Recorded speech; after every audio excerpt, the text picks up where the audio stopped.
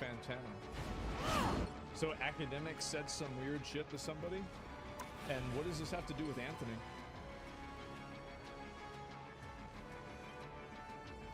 Like, I'm just confused. What does this have to do with what is he talking about? And also, by the way, everybody was mad at academics for that shit. Like, people said it was wrong. Everybody said that. Because he was the one who posted the clip of Fantano on Twitter. Yeah? That I endorse the idea of having sexual conversations with underage boys, and I don't. So while I know that nobody owes me their forgiveness and I can't control what everyone thinks about me, I'm going to continue to do my best to make sure that I'm not sending across the wrong idea, especially considering a lot of the music I review and endorse on a regular basis deals in some pretty heavy and serious topics. Topics that I would be in opposition to were I a bigoted weirdo. But as much as this is a principle of mine, I would also like to be spared the headache of just some freak trying to frame me disingenuously and make it seem like I'm okay with a child being killed by a racist vigilante, which is... I never wanted to be Iron Man, but it worked out for everybody. But they never even found that George Zimmerman was racist. Wait, George Zimmerman got off. I thought it was self-defense. Didn't George Zimmerman get, like, claim self-defense and win?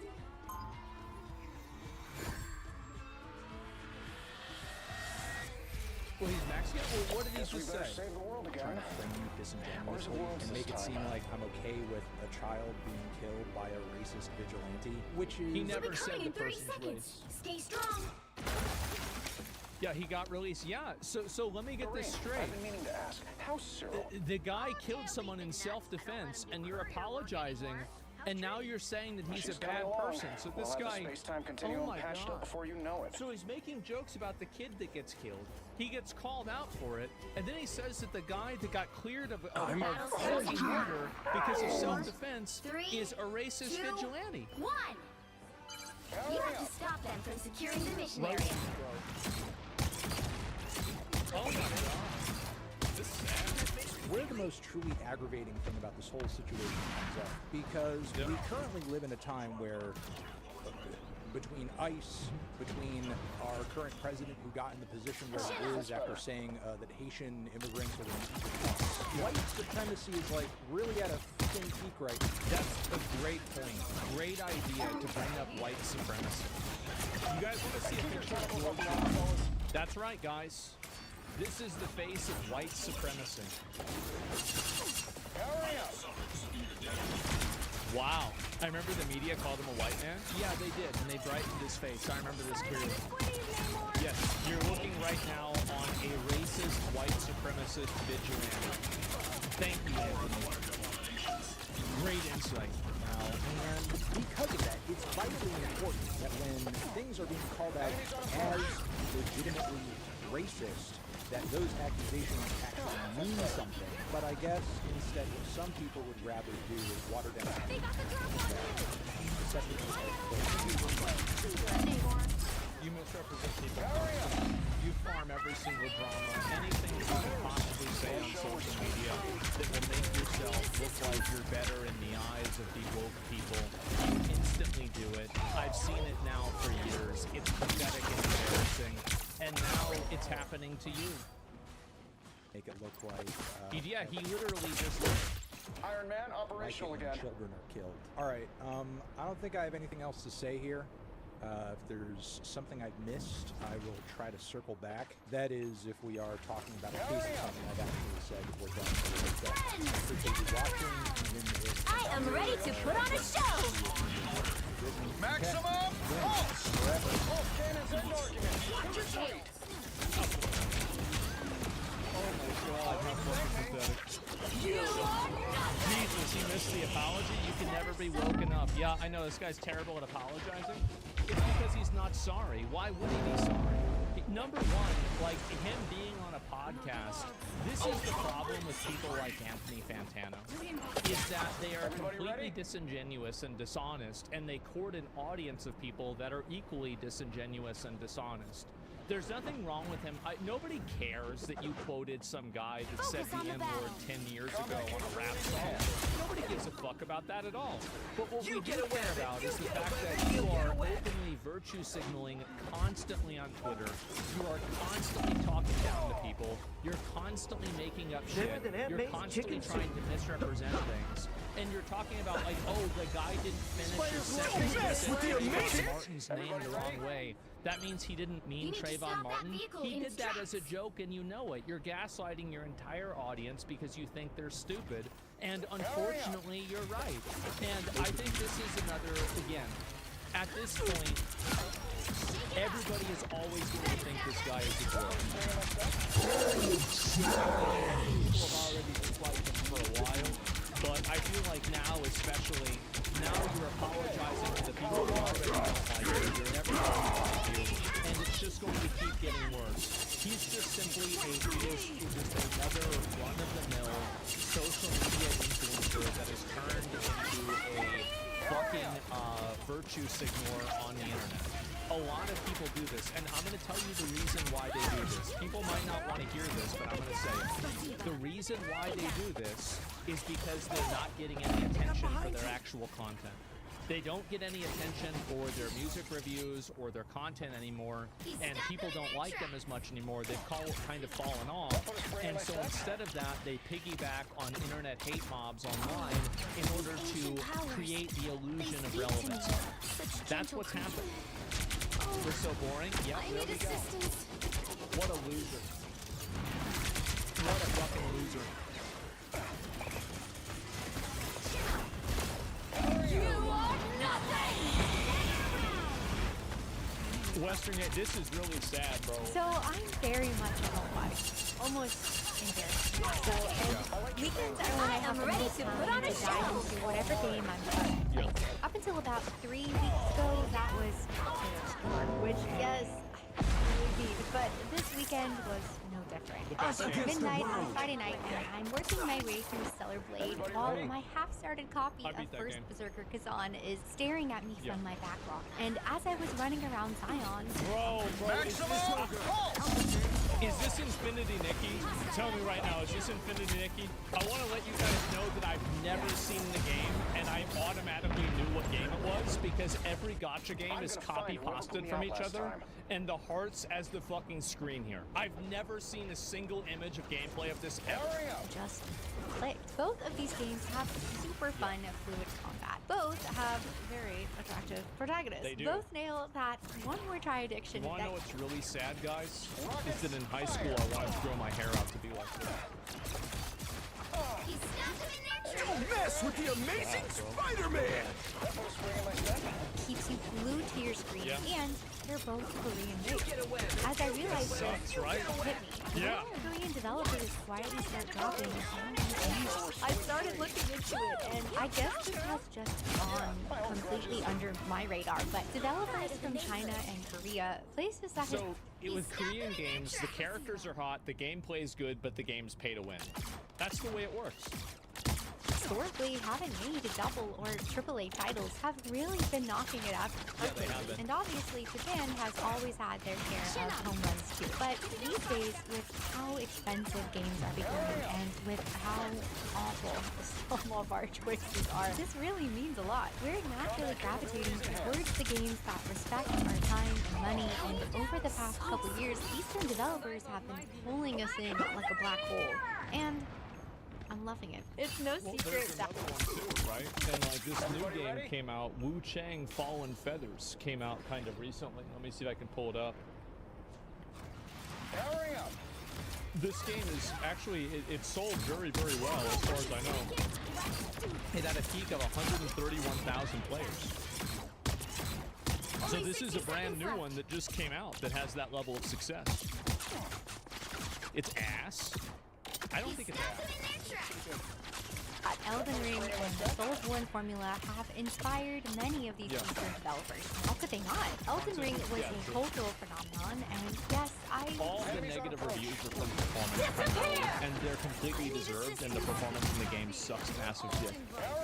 seeing gamers playing Souls like this game, but I think that the game are bad. So just like what unsaid. It's really just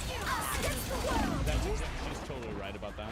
And also, Souls-like games, the entire idea of something being Souls-like, I feel like there are a lot of games that are action combat games that have checkpoints with refillable healing items that you continuously go through that give you different ways of avoiding damage and fighting monsters and killing bosses. Like, Dark Souls wasn't the first game that's ever invented this idea. It's been very common. the thing though. These Eastern developers saw the genuine love and excitement people had for this genre and thought, we can make something players will love too. Most recently, we saw this with Wu Chang Fallen Feathers. Yeah, there were optimization issues at launch, but you can still see that this smaller team was genuinely trying to do something they thought would resonate with players. And since launch, they apologized, they patches, and they've given away Come on, they're obviously doing their best and working for us. They made this. These guys have got it. You have to optimize these games. Like, we've had so many, like Monster Hunter Wilds, Wu Chang, Wukong had a little bit of problems with this too. Like, these games need to be optimized. Game for us, the players, and they want us to enjoy it and love it. That's the difference. Some developers are genuinely trying with us in mind, others aren't. And the crazy thing The problem is that developers in America make games for themselves. And the issue is that nobody wants to be the average video game developer in America. They would much rather be Puppet, Timothy Chalamet, you know, Wukong, John Souls, Kazan, or, you know, the Jon Snow here in Crimson Desert. That's the reason why. is that Eastern developers haven't discovered some secret formula. They're not doing anything new or groundbreaking. They're just getting back to the basics. Making games that respect players and want them to have fun. So all of this got me thinking about the state of our industry. What is happening with Western developers and how are we so far behind their Western counterparts? Now, before we get into the whole East versus West thing, let's be real. The gaming industry is getting squeezed from every direction. We've now got credit card companies trying to censor gaming content, games disappearing when servers shut down, hence the Stop Killing Games initiative, rising development costs, making everyone risk-averse, live service pressure from investors. That's where we're at right now with video games. In my opinion, I think that we are in a golden age of video games, but I think that it is also a gilded age of video games, where we have a massive amount of high-quality games. We are also reducing the amount of freedoms that we have as consumers through live service. We are having an encroaching amount of microtransactions that are being forced into video games. And I think that especially Western AAA video games are recycling the same formulas ad nauseum to the effect that people don't even want to play the games anymore. And so I think there's just been so many of these that have happened that people are just tired of it at this point. Prioritization of modern ideology over good gameplay. The consumers allowed it, they did. And us just paying more than ever for games that we don't actually own. The entire industry is getting hit from all sides. Eastern developers, Western developers, everyone's facing the same stuff one way or another. But how these developers respond is what tells you everything. When faced with the challenges, some developers are doubling down on actually caring about us, the players, because they understand we're the ones who can actually help them succeed, while others have just... It's also an investment, right? I mean, like, these Asian companies are not doing it because they love us or something. They're doing it because they think it's the best option for their business. And what they're learning is that they're right.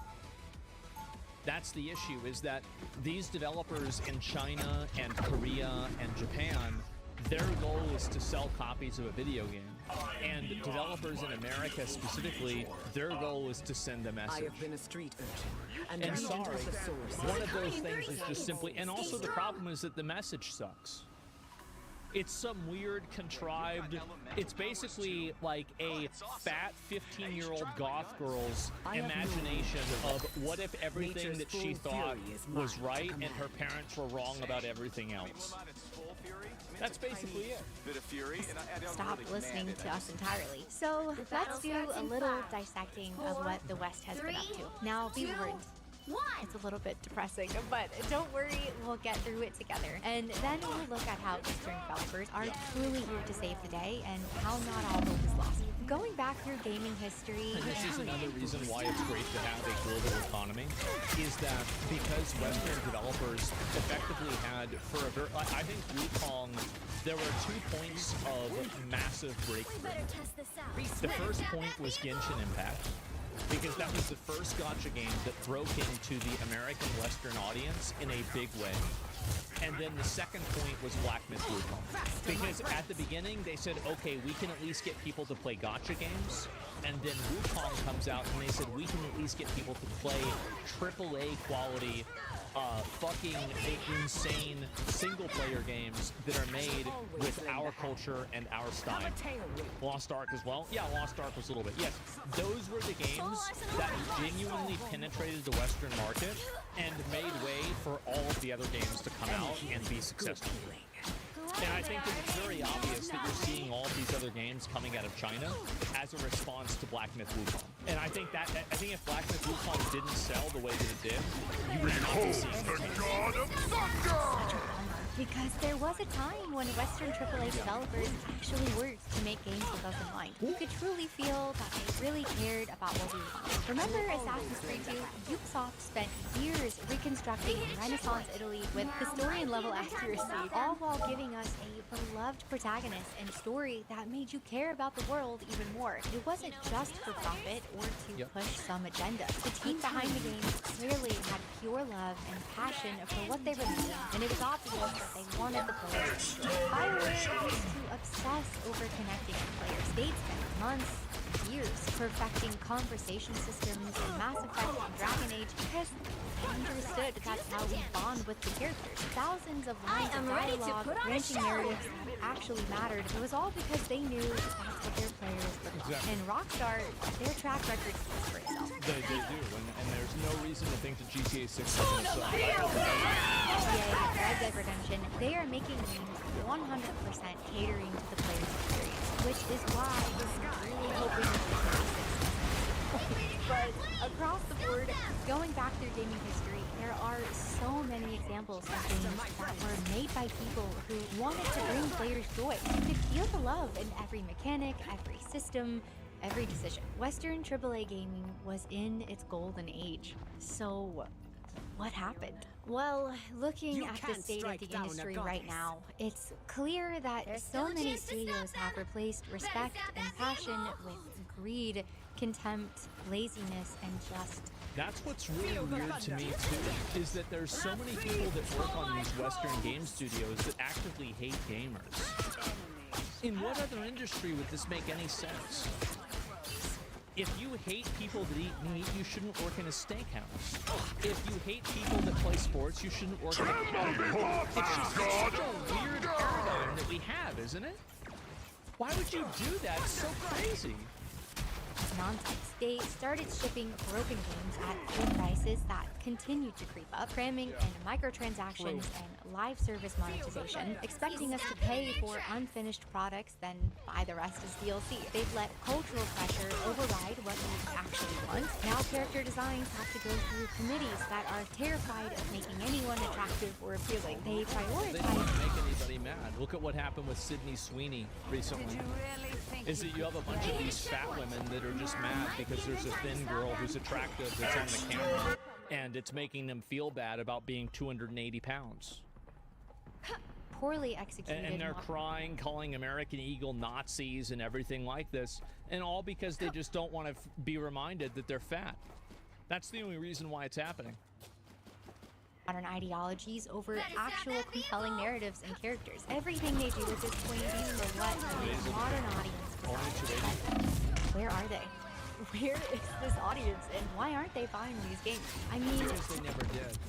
It's a fake audience of people on social media that it's kind of like fake fans. And do you want to know a game that has a lot of, like, there's a lot of games that have fake fans. Like, for example, I think Metaphor had a lot of fake fans whenever it came out. Most of the people that said that they were big fans of Metaphor didn't beat the game. I'm sorry, but you can't be that big of a fan of a game if you didn't beat the game. South of Midnight? Yeah, South of Midnight is another great example.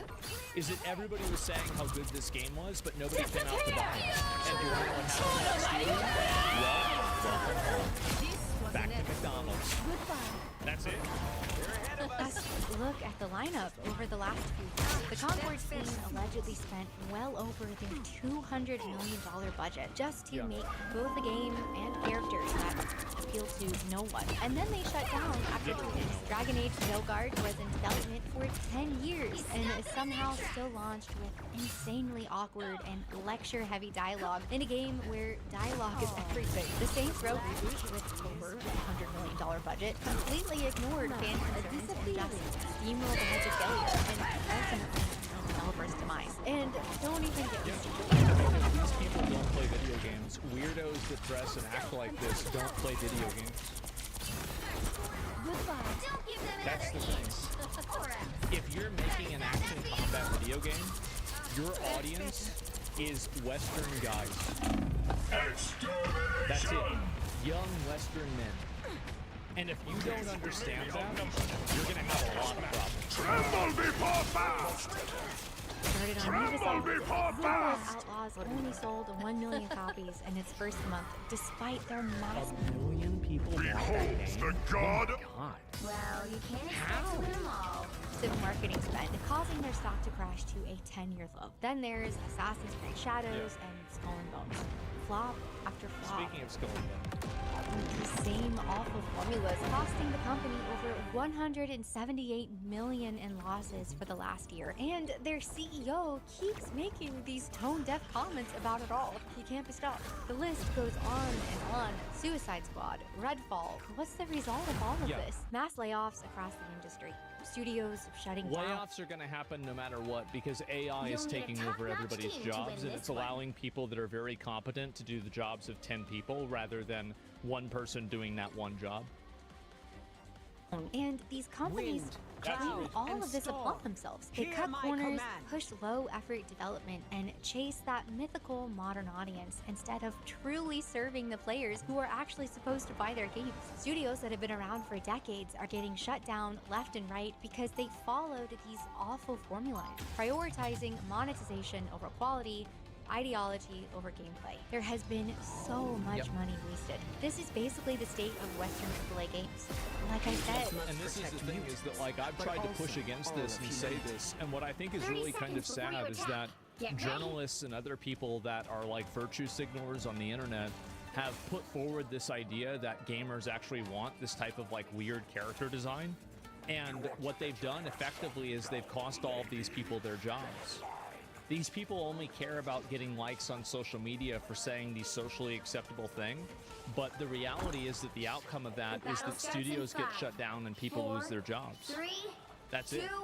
1. depressing. I mean, these are supposed to do be is some capture of the the mission best area. of the best. Got it? We're talking millions of dollars here. Massive teams, huge historical successes, and somehow so many of their recent titles felt like they were made by people who just didn't care, or at least didn't care nearly enough. And we're at the point now where it's become so easy to recognize that disconnect and the lack of effort. I mean, you can basically tell immediately when you see a new trailer whether or not the game is going to be a hit or a miss. Yes, Of course.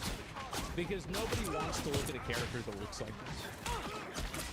This is clearly not made for the average gamer audience. This is made to appeal to a select group of very radical and very loud activists, basically. still looking at you and beautiful glistening eyes. But all of this brings us to good news. When you look at what's been happening in the East, the small teams of developers in China and Korea are fighting fighting to put out double and triple A games while facing these same pressures, and so many of them are succeeding. The passion for what they do is shining through. They're fully focused on respecting their audience and giving us, the players, what we want. Fun fact, Black Myth Wukong's team spent 4 years traveling around China to 3D scan real locations out of pure love and authenticity. You can feel how much they cared about the source material, story, and the characters. I love that little Buddha. And they shared that passion with us at every step. And you know what? It worked. Black Myth Wukong cost around $42 million to make and has sold over 25 million copies. That's often when players feel like someone actually. That's what happens when you make a good video game. Can you imagine that? Wow, you make a good game and people buy the game. What the fuck? Who cares about them versus trying to force things on them.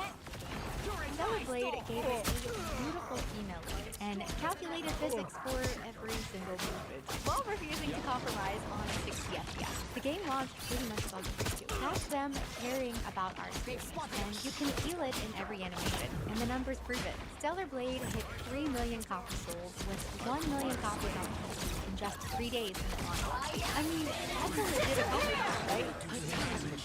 The game is very good. I beat the entire thing. Pretty protagonist and good gameplay. Really Another recent one is Live Speak. They took the Soul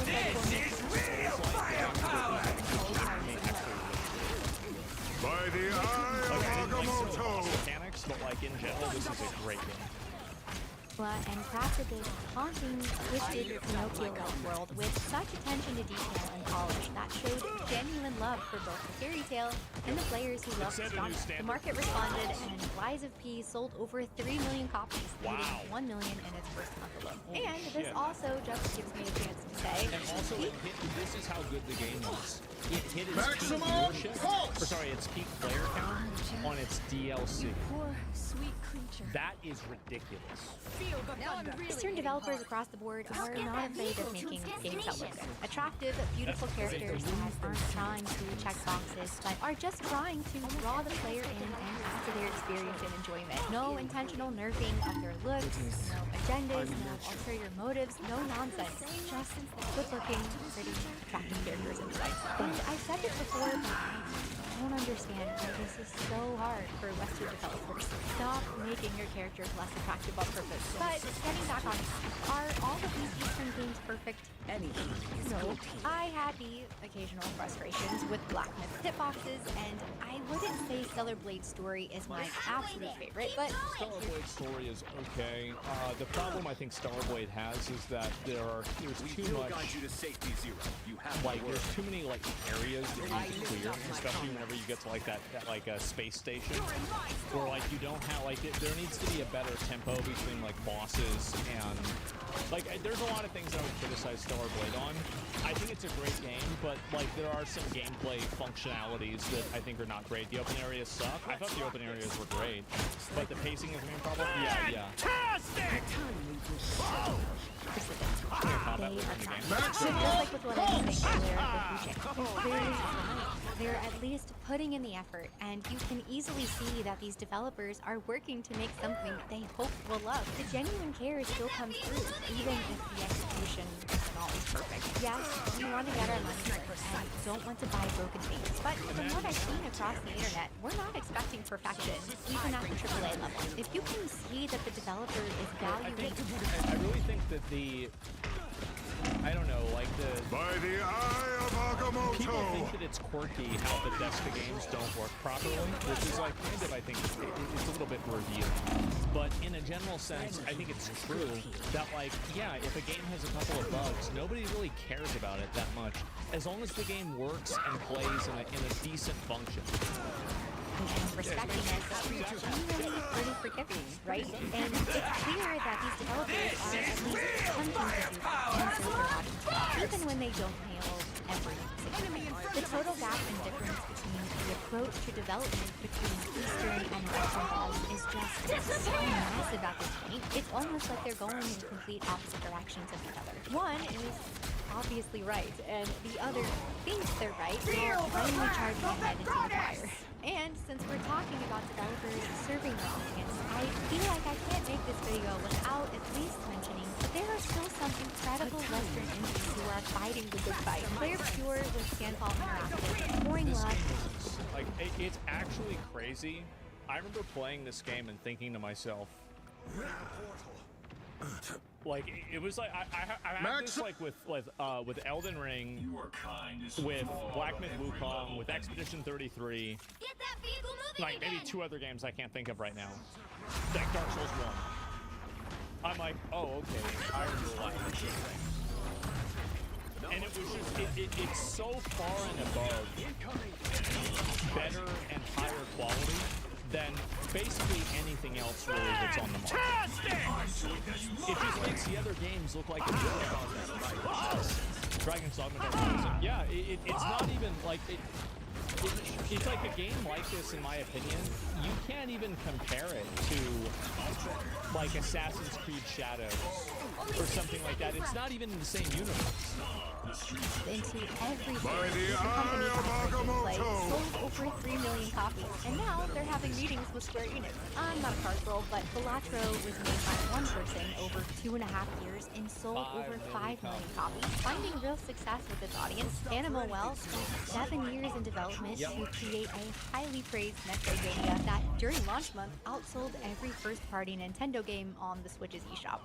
Huge Donkey's studio was the one that published this game. Massive success for him. Huge success. And another craft treasure, the Soul-like Frontier. Yeah, this game is so fucking good. It was insanely fucking good. I am so mad that more people don't know about this game. This is probably one of the best games that I've played as a Souls-like. It was so clever. Like the fact that they found the fucking trash coming down and it being like some sort of prophecy, and it's the back of like, you know, Captain Crunch, and it's a treasure map on it. You have to follow it to go find something in the game. That's so fucking smart. That's so insanely fucking smart. Like, that's the kind of storytelling that, like, I think that's the kind of stuff that, like, inspires people to want to tell their own stories. It's so funny. That reached 500,000 copies sold in just over 3 months, with the developers saying, you can't engineer virality, but you can put heart into it. Heart. That's what we're talking about. Baldur's Gate 3 has sold over 15 million copies. You can feel how much Larian loves this game along with its audience. Hogwarts Legacy sold over 30 million copies because someone finally tried to give us the Harry Potter experience we've always wanted. When you look at these games, Hogwarts Legacy, I wish it had more content and more like the game was like, I think it was a 8.5 or so. I think it's probably a 10 if you're a Harry Potter fan, 9.5. But it was a very good game.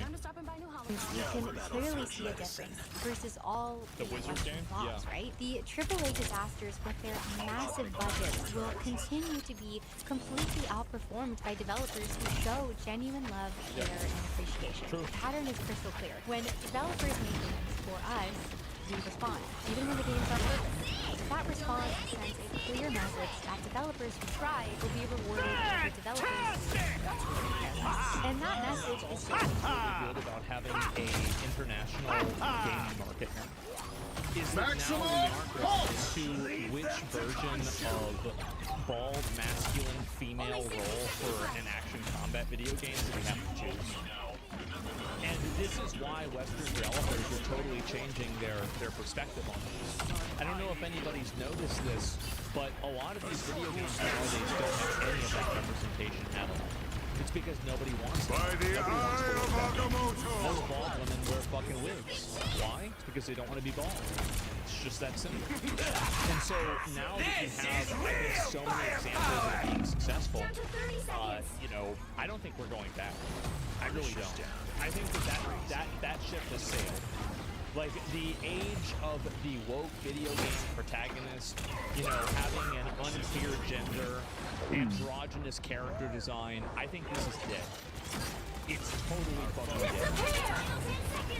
creating a beautiful renaissance. You know that moment when you start a game and within minutes you're just, this is And gonna here's one of the reasons why it's dead. You'll have to keep fighting until It's because you killed it. The amount of negative feedback, hate, criticism, and negativity that these games have received has totally fucking... And also the fact that they don't sell it. Like, even if, like, everybody criticized Genshin Impact, oh, it's for, like, pedos, or, oh, it's just gambling, it's just a shitty game. It doesn't matter, right? Because the game sold well. These games don't sell well, and all of the players and everybody that has, you know, it's been outspoken and shit on these games, that we have made the developers afraid to release games like this. And that was the goal. Mission accomplished. Go woke, go broke. That's right. There will be more woke games because they're in the pipeline for so long, they have to release them. I think that there'll probably be some, but when they are, we will grave dance on every single one of them. Yep, there it is. And I think it's going to keep happening. It's not over yet, but almost. Yeah, there's probably going to be a couple. I mean, I don't think there's never going to be another one, right? But like another new developed game like this, very, very, like, there are just too many examples of failure for any legitimate company to want to invest money into it, knowing that they're going to lose millions of dollars in the process. Good. That feeling is coming back to gaming. Because when developers prove that actually caring about players works, it gives everyone else permission to care again too. When studios see Black Myth Wukong making $1 billion or Stellar Blade having immediate success on Steam, suddenly this is the reason why Western developers and Western journalists get so afraid and upset about Eastern games.